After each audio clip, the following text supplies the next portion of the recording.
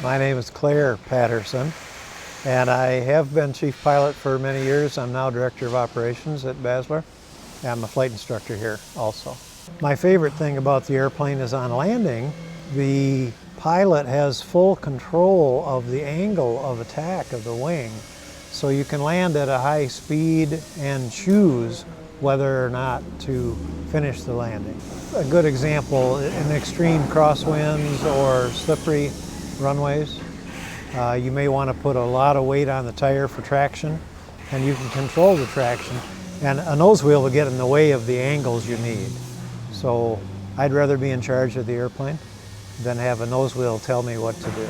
This wing and this leading edge specifically, and this same boot system, this rubber boot, is the basis of the certification for icing in the United States. This is the airplane that flew before icing certification was required, and is the basis, it's the standard that's used to compare any airplane today that wants to be certified in known icing. Most of the pilots we get now don't have tail wheel experience, so I have to give them the basics of the little wheel on the back.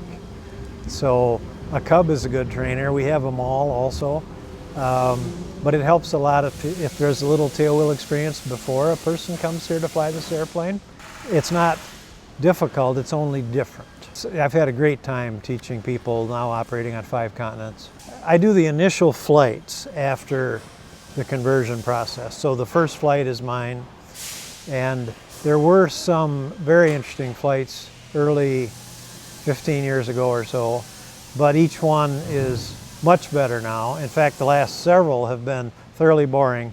The airplane behaves as advertised. So the crew has really figured out each person's job is done well.